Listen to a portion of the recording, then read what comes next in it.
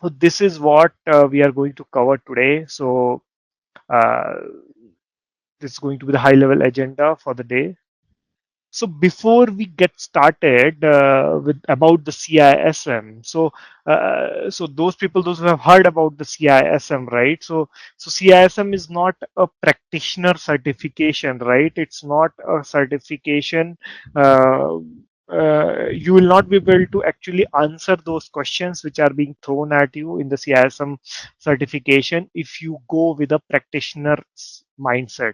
So it's very important to first change your mindset, change your thinking from a technical or from a security practitioner to a managerial level mindset, right? That's a very important thing, right? So if I ask a question here, right? So if I ask a question that which is the best cloud provider? So let me answer. It depends, right? It depends on your business. It depends on your organization, right? Probably for my organization, Azure will suit more. Probably your organization, AWS will suit more. Probably I can use a combination of both. A lot of organizations do that. I may use some capabilities, some services from AWS and some capabilities of Azure. Probably some capabilities of GCP. Probably I'll keep my some infrastructure on-prem, some infrastructure over the cloud. So that's what I say. That's mindset you need to change. If someone asks you what is the good solution, what is the best tool, which is the best capability, never ever go with the direct answer that this is what we will do. That's what is the practitioner mindset, right? Like fix the vulnerability, fixing the solution immediately, that's never going to be the answer, right? You have to think from a risk perspective, you have to think from a organization perspective, you have to think from a business perspective. And that's how the things happen in your organization also, right?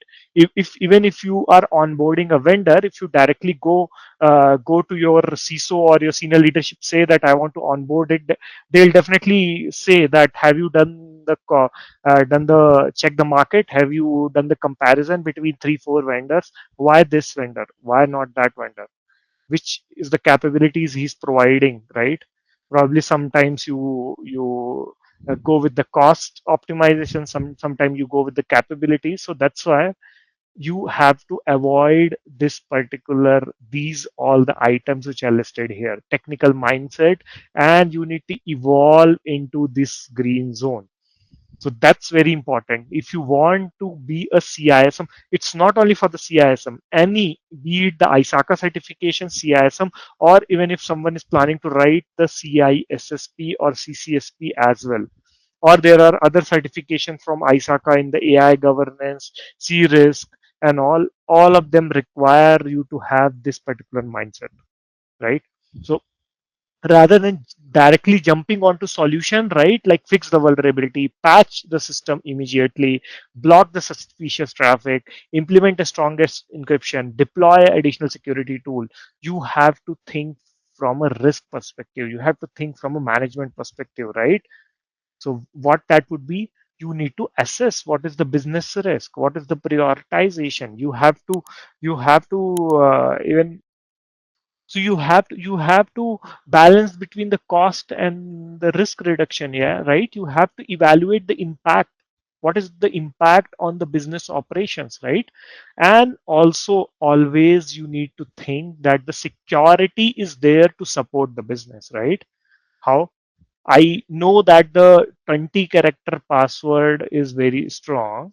Can I implement a 20 character password all across the organization? I cannot, right? So probably I'll say, okay, let's implement a 12 character password and let's go with the SSO, token based authentication. So it solve the security issue as well as it will solve the business problem as well. People need not to remember the password. You go with all the solution in your organization in SSO, right? And then you have to also present the risk finding to the leadership rather than directly going with the deployment of the solution, selecting any particular solution. So this particular mindset is very important before you are getting started with the CISM preparation. And if you are able to build this mindset. And with this mindset, if you're approaching the question right, I'm telling you 80% of the time you will be able to get a right answer. That's what I'm saying. If you have this mindset, easily you will be able to get a correct answer. Even if you know the answer, even if you know have the knowledge on that particular topic, and if you don't have this mindset, you will end up selecting a correct incorrect option. So it's very important. And every time you answer any CISM question, right, you have to ask these 5 questions in your mind, right? And this capability you need to develop by solving multiple questions and all, right? First thing you need to see in the question, in the context, what is the business risk? It's not only always about a vulnerability, any issue, any threat, any one particular problem. Always you have to think from a business risk perspective, right? Also, you need to understand who need to be informed first. Always always be sure CISO is just a person who is making sure the security is being implemented across the organization. It's making sure, but always the highest level in the organization would be accountable. Always the board and your senior management would be accountable. Have you ever seen in a news platform or somewhere that so and so person clicked on a phishing link due to which there was a data breach in so and so organization? So that particular person is being dragged into the court. You will never heard. You will always see the statement coming from the organization directly. Not never ever they reveal that this is the person who clicked on the phishing link, right? Always the senior management board they held accountable because they did not make sure the adequate amount of security is being ensured, right? Also, you need to have an understanding around the policies, framework, guidelines, right? So when you study for the CISM, you will get to know what is the difference between the policy, what is the difference between the framework, right? And also need to understand, have a high level understanding around the NIST ISO 27001. I'm not saying that you should know entirety that how the ISO implementation is being done, or probably you should know all the controls which are there in the NIST, but you should have a high level understanding that what does NIST say, what does ISO says, right? And always you should think about a cost benefit analysis. Security is always a business enabler, and security ensure the value. Ne- Security never generates a profit, right? So whatever number of controls you have, those control will make sure there are no data breaches, there are no ransomware attack, and due to which business is able to generate a value, right? Because suppose if there is a bank, right, and you got to know from a news that in last 6 months there have been 3 cyber attack on the bank, will you go and open your account there? You will not. You will always go with some other option. So that's why security makes sure the business is protected. Security make sure there is a value to the business, right? So this thing is very important. And also which option best aligns with the business objective, that option you have to choose from the question, right? Now, as per the CISM, there are total 4 domains. So all the information from a CISM perspective is divided into 4 domains, and each domain is equally important. However, each domain has some weightage, means these many number of questions would be asked. So there are total 150 questions in the exam. You get 4 hours to answer these 150 questions, right? And these questions are divided in such a manner. So from a domain one, which talks about the security governance, you will get approximately 26 questions, domain two approximately 30, third domain you will be getting approximately 49, and the last domain approximately 45 questions. But all of these domain are equally important. Without understanding the domain one, without having understanding of the foundation, you will not be able to understand other domains. And in the exam, when the questions are thrown at you, they do not come in the sequence like that. First, they will ask the 26 question from domain one, then they will go to domain two. No, it's random questions come to the exam, and you will, by reading to the question, you will not even be able to understand that question is coming from which particular domain. That's why it's very important to have an understanding. And there are questions which are interconnected, like something is asking from the policies and then it's being interconnected with the incident management. So that's why it's very important to have an understanding around all the domains, right, and give a equal weightage, right. So this slide I have kept intentionally to make all of you understand that how these domains are interconnected with each other, right. So governance is something which is actually established in form of the policies, procedure, directions, right? How a governance works in a country. You have a elected government, and that elected government choose a prime minister. Then there are two houses of the parliament, right? Then there is a president of India. I'm talking from the Indian context, right? All the democratic country has similar kind of a structure, right? Then you have a different legal setup, right, where there are the Supreme Court, High Courts. Then there is a different police, then you have a military. So all of them are collectively ensuring what, right, there is a proper direction, there is a proper governance in the country, right. Suppose there is no government in the country, you can imagine the kind of havoc it will cause, right. Same thing in the organization. Whenever the organization is formed, always there are board of directors, if you have heard of it. Those people are of independent to the existing people, those who are running the company, right.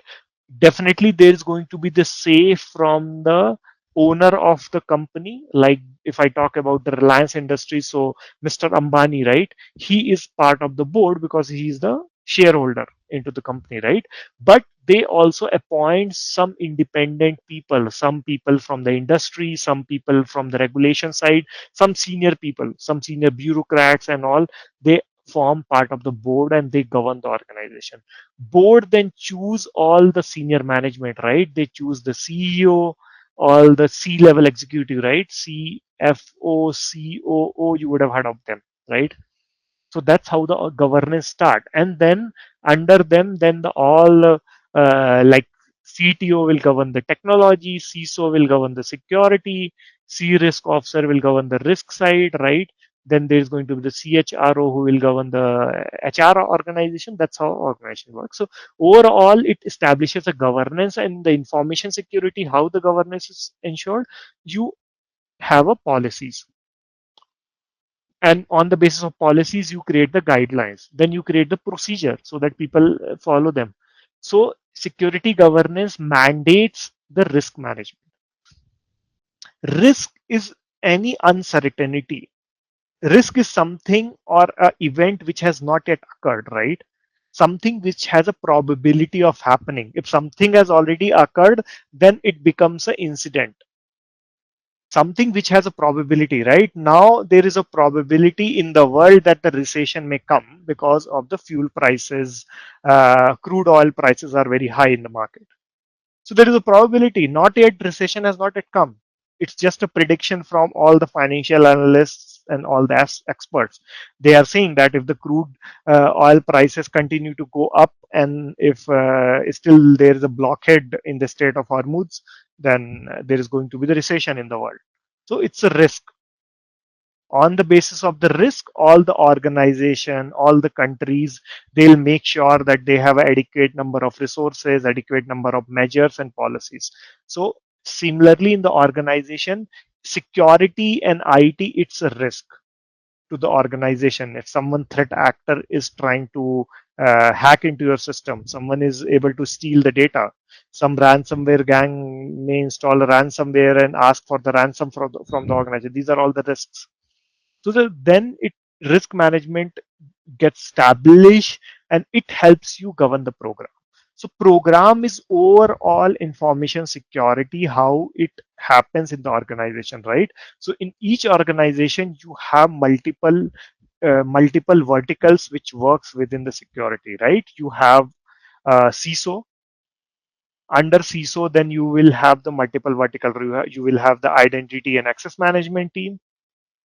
You will have a SOC team for the incident management. You will have a GRC team. You will have probably the application security team. If you have AI, so probably separate team for the AI. Something you have the cloud, something for cloud. So likewise, and all of them have a separate independent operations and small projects going on. So program is what? Program is collection of small projects, right? So it's a continuous program which continue to run. So it helps you start the program, and the program's end goal is to tackle the incident. End of the day, what is the responsibility of security organization? To handle the incident. There is any incident which occurs, you should be able to mitigate it, you should be able to avoid it, you should be able to prevent it before happening. That's how all four domains are related with each other. Now these are some of my recommendation, all those people. So maybe probably few of you would be joining the training. All those who will not be joining the training are probably will be doing the self study. So this is my recommendation. So if you have already done previously some done training or probably already gone through the book, so this is the 12-week plan which you can create before booking an exam, right? So probably you can book an exam post 12 week, you will require this much time to revise, right? So the domain one, you can dedicate 2 weeks, then 3 weeks to the domain two, and four weeks to the uh, rest domains, right? How it happens, right? First thing is the domain one, as I'm telling you, because first governance, which is the one which anchors all other domains. So it's very important for you to have an understanding around domain one. Once you understand domain one, then you will be able to develop the risk related perspective. You will be able to understand what does a risk mean, how the risks are mitigated, what are the different ways of handling the risk.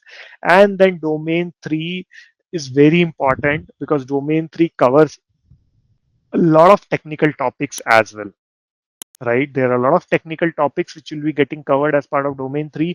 And domain 4 is from an incident management perspective. It talks about the BCP, business continuity planning, disaster recovery planning. You need to understand them, right? And you need to attempt a lot of cross domain questions, right? And it's very important for you to review each domain and then attempt the questions. As soon as you complete a domain, please attempt at least 50 questions from that domain to get an understanding that how much you have understood about that domain, right? So that's how you need to plan. The way whatever you are studying as part of this particular certification, right? Similar concept you need to even apply to your study as well. You need to divide all the domains, all the schedules properly. You need to create a plan, and then accordingly you need to work, and it's doable. If you follow this strategy, you can clear the exam. So I know I have written CISM, CISSP as well. CISSP is bit tricky certification. CISM is also a tricky, but can be done. CISSP requires a lot of effort because CISSP has total 8 domains. Here you have a 4 domain, so you need to study 4 domains addition to that, and a lot of technical things are also involved over there. This certification is more for from the managerial governance perspective, right? Now it's very important to understand the logic to answer the questions, right? So each question which you get in the CISM exam, you will be able to see all of these keywords. None of the question you will see in the exam which will be there without these keywords. So you will always find these keywords there in the yes, yeah. So these are the keywords, and those keywords would be there in the exam in each question, and they actually change the perspective. They change the questions. How? First, this is talking about the sequence. So there are some questions in which you will be getting a sequence, like if suppose a phishing incident is reported to the SOC team, first you will validate, right?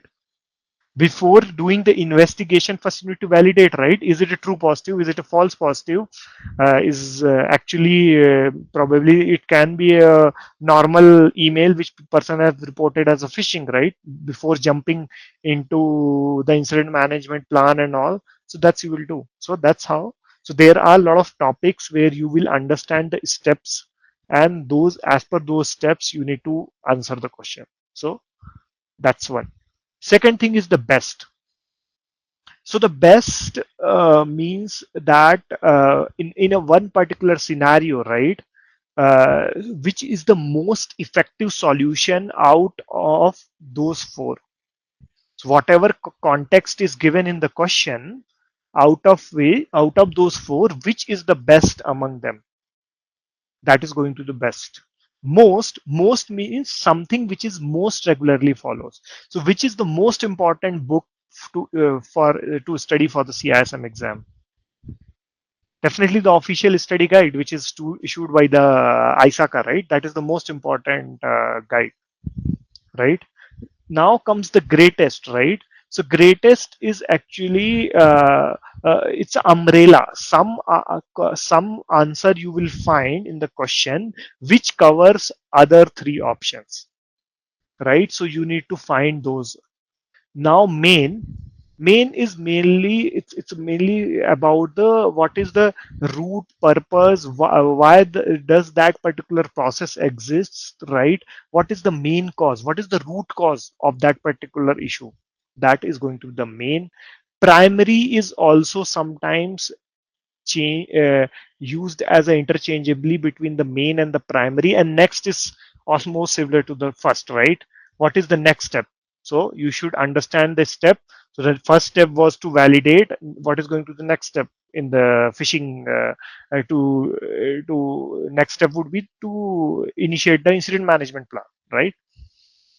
So you need to first understand these four things are very important, right? So so there might be some times that the option is technically correct, but the sequence is wrong, right? So you cannot patch a server before doing a risk assessment. So even in your organization, whenever a vulnerability scan happens, either Qualys, Nessus, whatever tool you are using, right? Will you go and directly patch? Does your risk patching team directly go and patch? No. First, they do the risk assessment, right? They understand that which all of those particular vulnerabilities are high priority, right? Which need to be patched immediately, right? That's how you go. So that's why the ISACA prefers first you assess, then you plan, then you act, rather than directly jumping onto the solution. Next thing is the reactive versus proactive. So always go with the options which is more proactive in nature, which is more preventative in nature, right? Rather than reacting. Always, even in the organization also, you will always go for the solution and the control which are preventative, which will prevent the things from happening, right? Rather than you are doing the firefighting post things happen, right? That's why you design a building in such a manner so that fire should not take place, right? However, you will have all the fire fighting equipments, all the fire alarms and everything you will have, but you will make sure everything that there are no loose wires, there are all the buildings is follow all the fire safety norms, there are all the adequate number of fire retardant material is being used so that fire do not take place, right? So that's why you have to go with the preventative approach rather than react. You need to also understand about the good answer and the wrong priority, right? Like example, training employees instead of implementing control first.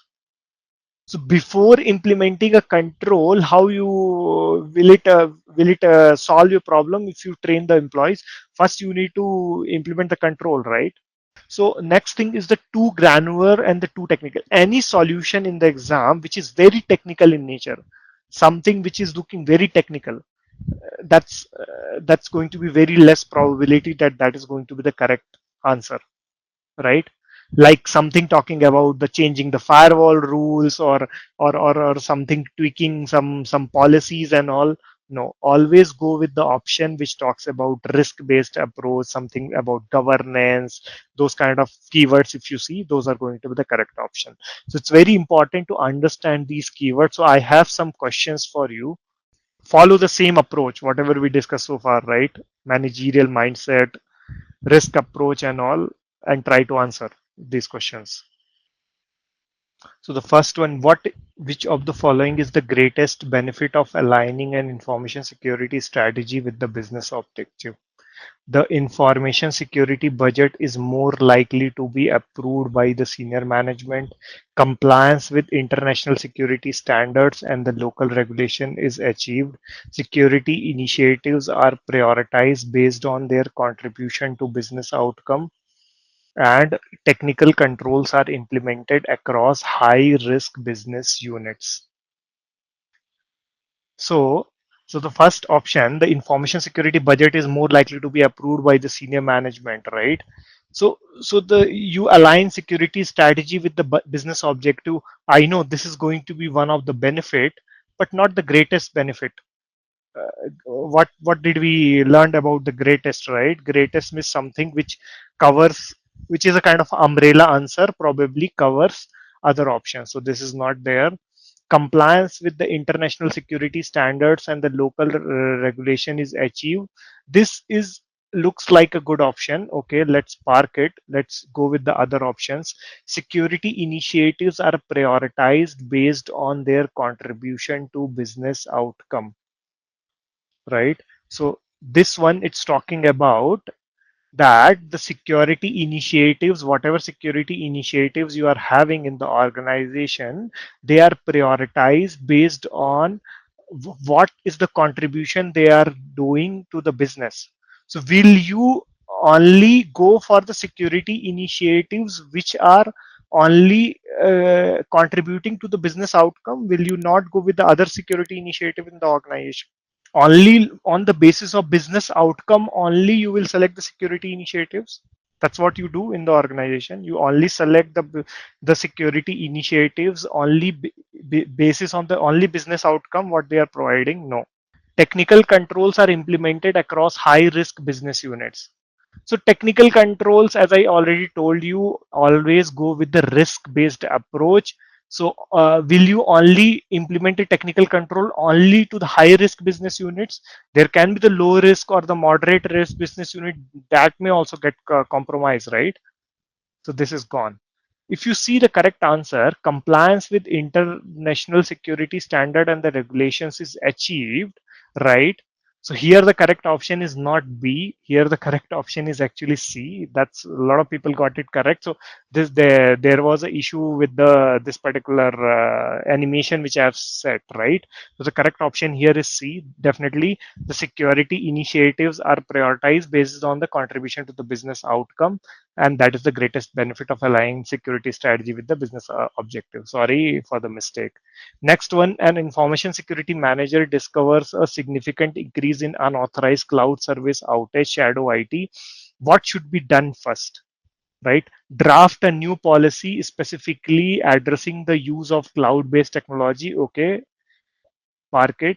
Report the policy violation to human resource department for the disciplinary action. Okay, perform a risk assessment to determine the potential impact. Definitely this you will do before this and this, so automatically uh, we can automatically reject these answers. Block access to all known unauthorized cloud service provider at firewall. So this also you will do post C.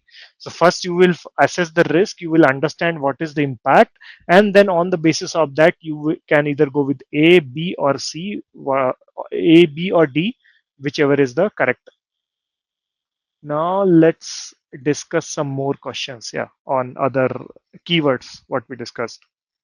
So I'll just quickly again go over with the explanation for previous questions. All right.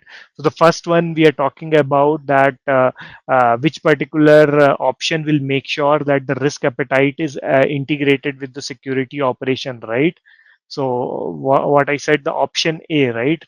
because the board of directors is the one who is ultimately accountable for the security in the organization, right? So you would be reporting the security matrices regularly to them so that they understand what is the appetite, how much funding is required, where we need to put the effort, right? That's why correct option here is A. Which of the following is the main objective of the performing post incident review, right? So post incident review you do to understand what went wrong, what was bad, where we can improve. And I gave an example, right? Even similarly, whenever you are solving the questions, right, practice questions, and you understand, okay, probably out of 50 I got the 30 correct, but 20 were incorrect, right? So then you will retrospect, you will do a review, you will try to see which all topics I am getting most number of options incorrect. So you will again go read that topic. So it's basically retrospection to understand that how we can improve the process, how you can improve your learning, how you can improve your probably the sitting for the exam, right? You want to sit for the CISM exams, how you can improve your capabilities for that, right? Next thing is, which of the following is the best way to handle a situation where a legacy system cannot support the organization's correct current password complexity requirement? Grant an exception to the system and accept the risk indefinitely. I told you never jump onto the solution immediately, but let's park it. Rewrite the system source code to force compliance with policy. Okay, this is also talking about a solution. Decommission the legacy system immediately regardless of business impact. So without analyzing impact, you just decommissioned it. Okay. Implement a compensating control to mitigate the risk to an acceptable level. This option looks to be better as compared to rest of three, right? So I hope you people got an understanding what is the meaning of best, main, most, and how the questions comes in the exam, right? Now it's very important for you to solve the questions. So that's what I am saying. And ISACA question bank is a key. So there is a ISACA question bank which has approximately 600 to 700 questions, which covers all four domains. So please solve the questions because ISACA follow almost the same pattern of the question which is given there, right? So it's very important to do that, right? So the first time whenever you answer any question, right? First time when you don't know the answer, right, that time you will be able to probably able to judge yourself that how knowledge you have on that question, right? But once you will solve it once again second time, that time you already know the answer, right? So probably you will be able to get a good mark. So the first time it's very important to answer those questions properly. And if you see the ISACA question bank, even the option correct answer is also given over there. So that's why it's written there, attempt without peeking, right? Now you saw, right, what I did. I directly did not jump onto the correct option. I read all four options there, then I chose that why this is correct, why this is incorrect. That's what you have to follow. Always go with the that particular technique, read all the options and see why this option is correct, why this option is incorrect, and that's how you will develop that particular understanding, and in the exam you will do the same. So always go with the elimination technique, right? Whenever you see four option A, B, C, D, so always try to eliminate, right? Probably if you are able to eliminate 50% of them, then you will left with the two options, and then you have a 50% chance of guessing. And that you can always do in all the questions. Wherever you feel that you don't know the answer, still go with this technique. Easily you can go eliminate two options which are not which are out of context, right? Now that's very important. That's why I said that whenever you solve the questions, right, you understand which all topics you are getting the questions incorrect every time. You will see there are going to be few topics which you will not probably understand properly. Probably you do not understand the risk management. Probably you have a very less understanding around the roles and responsibilities. What does the data owner do? What does a what does a business owner do, right? What does a data admin what is it does a database administrator do? So a lot of people get confused. What does the policy mean? What does the framework means? What is the guideline? What is the regulations? A lot of people get confused between the keywords, right? So it's very important to understand which particular topic you did not understood properly and solve the questions. And then always do a retest in the 48 hours, right?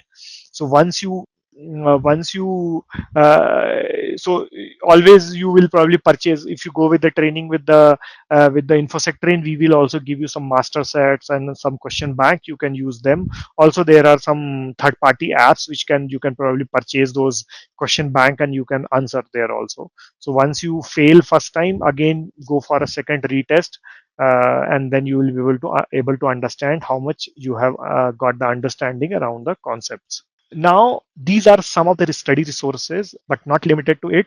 And I always say, do not read multiple books. These are some of the recommended book. Even if you read 5 books, you will always get confused. Just pick one book, read it from start to end. That's it. No need to read all of them. There are 5 to 6 different books from a different writers, right? So this is something which is official study guide from the ISACA. This is a official question bank from the ISACA. These are the books from a third party writers, right? Like Peter Gregory, Cybex, and the Pocket Prep. And these are some other resources. So Prab Nair, he's also instructor with us. So he has a good coffee shots in a YouTube which you can follow. There are Think Like a Manager video by another instructor named Gwen Betui. She has, you can follow them. And then there are instructor led courses which you can do. So these are some of the study resources to follow for the exam. And then on the exam day, what you need to do. Think like a manager, we already discussed in detail, so I'll not again get emphasis. Now, time management is very important. So what I say my students, right, it's you divide 50, 50, 50, right? So you answer first 50 question in 50 minutes, 10-minute break, 50, 10-minute break, 50, 10-minute break, and probably you would have marked some question for the reviews, probably 20, 30. You will again take some time for that. You will be able to complete this exam at max 3.5 hours. And you can do it much more quickly. I completed my exam in 2 hours only. 1.5 hours I completed all the questions, and last 30 minutes I just reviewed and I submitted. In 2 hours I completed the exam. So if you have a good preparation, you can do it. No need to consume entire 4 hours. And second thing, I recommend people to go and write it from the exam center. If you have a possibility of access to exam center, go right from there, not from your home. Because at home you will get panic if there is a electricity outage, or probably your laptop stop working. So, or probably there is some issue with your internet. So it's better go right from the center. And this already we discussed, study all the domains equally and practice as many as scenario based question you can, but always practice from the official sources. Just don't go and start practicing from some unofficial sources. You will get confused. So this is the exam day blueprint, how you have to do, right? First 30 minute, probably you will that's normal human tendency, right? You will be in a lot of anxiety and all, right? You may get panic, so always go settle, calibrate. If you can get settled easily, that's going to be fine. So first 1 hour is very important, and then you can probably follow this step and you can easily crack the exam. But no need to probably use all the 4 hours. You can easily complete hours this exam in 3 hours itself. Previous students also whosoever has completed this course, they are able to easily complete it within 3 hours only. No need, you don't require entire 4 hours. Now this is very important update which I want to give you all. Probably you would have got to know or not. So exam is getting revised in the November. From the 3rd November 2026 onwards, the syllabus is getting revised. I'm not sure the ISACA is yet to give official announcement like what are going to be the changes. which will be done. Those changes have not yet announced. Probably they may add additional domain, or probably they may add additional topics to the domain. However, the pattern will remain same. Still, there is going to be the 150 questions, 4-hour exam. Probably that will not change, but the topics will get added. Probably some additional topic related to AI, machine learning. Probably they may add some new regulations which have come recently, right? DORA, NIS2, NIST, something from the new NIST framework, right? Some specific topic related to supply chain attack, something related to the cloud maturity side, something related to the security architecture and all. So that's why I say, if you are planning to write, please prepare and write before November 3, because after November 3 again you will require at least 4 to 5 months. Even we as an instructor also require some time to first study what are the changes made, and then accordingly we need to tailor our trainings also. So all the, even the books and all will also take time. As soon as the changes are announced, then books will also start coming in the market in some time. Then people will go write the exam, then the practice questions and all will be also coming into the market. It will take some time, so that's why I'm recommending, if you are planning to do, we still have some 5 months left. Please go do study for a month and so, and just go write the exam before this date.